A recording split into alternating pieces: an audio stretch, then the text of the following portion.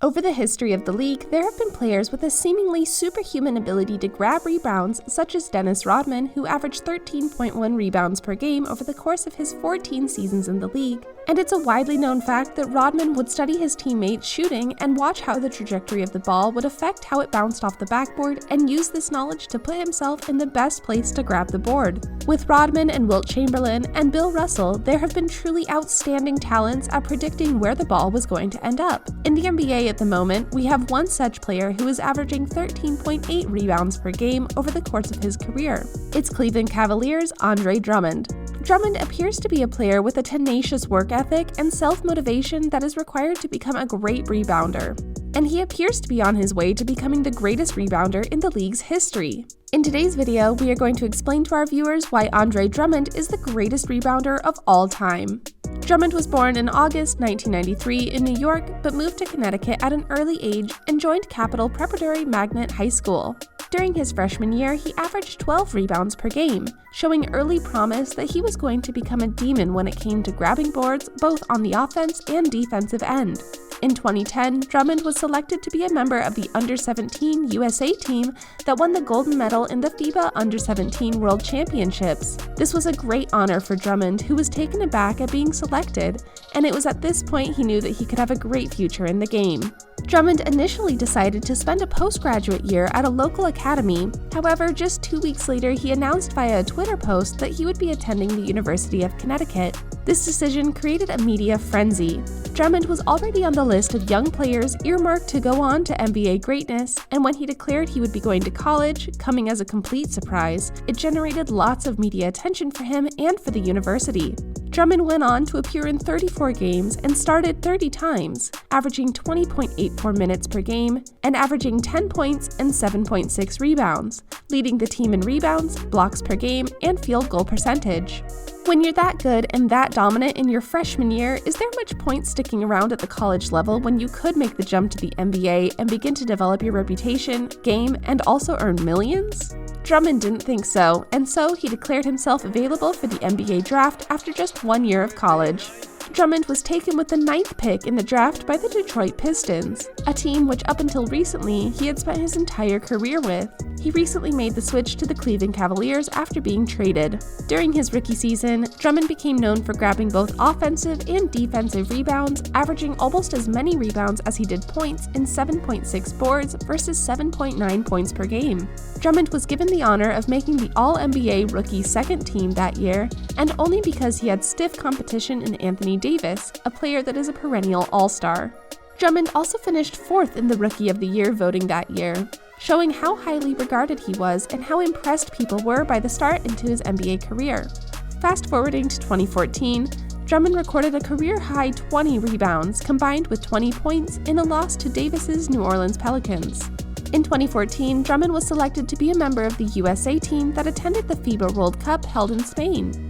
USA were matched against Serbia in the final, and Drummond managed to play his part in the final USA win 129-92 to take home the gold medal.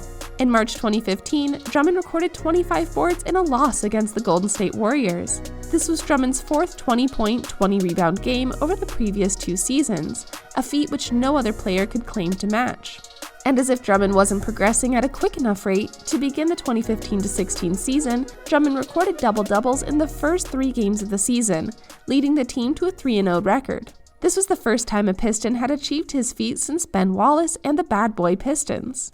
He was also given the NBA Player of the Week in the opening week of the season, something that had not happened to a Detroit player since Rodney Stuckey in 2009.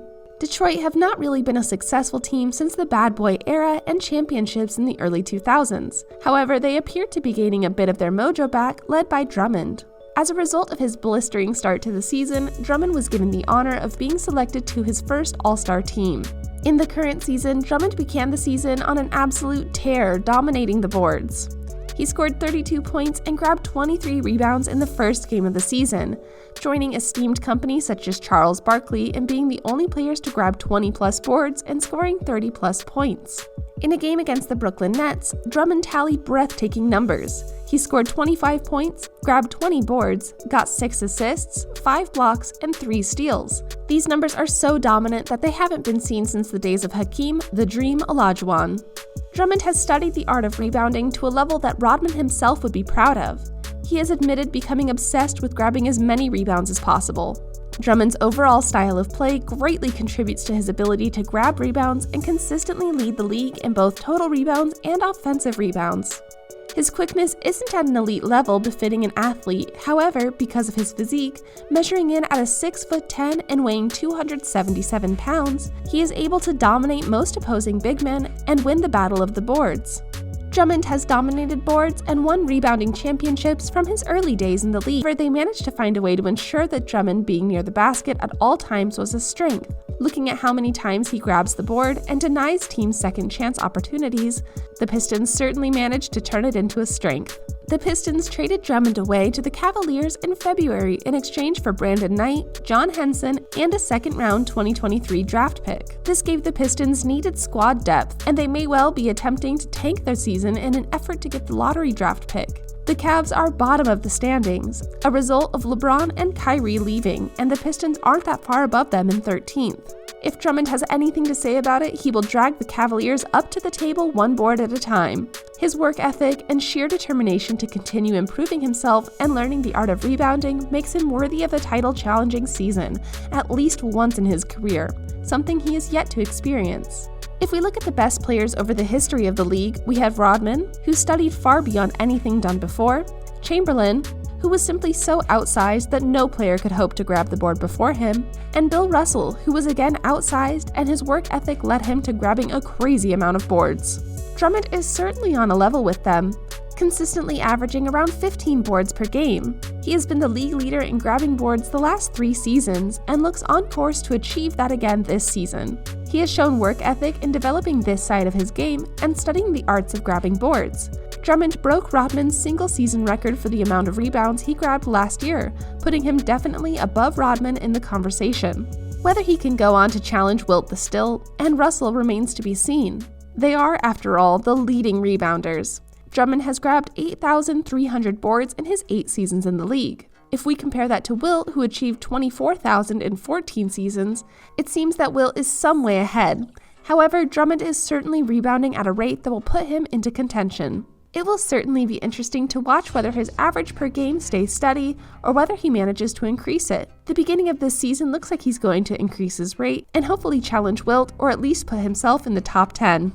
So, what do you think? Can Drummond go on to become the all-time leading rebounder? Let me know in the comments. If you enjoyed this video, don't forget to leave me a like and to subscribe to the channel to stay up to date with all the goings-on in the world of the NBA. Check out some of these videos, we're sure you'll enjoy them.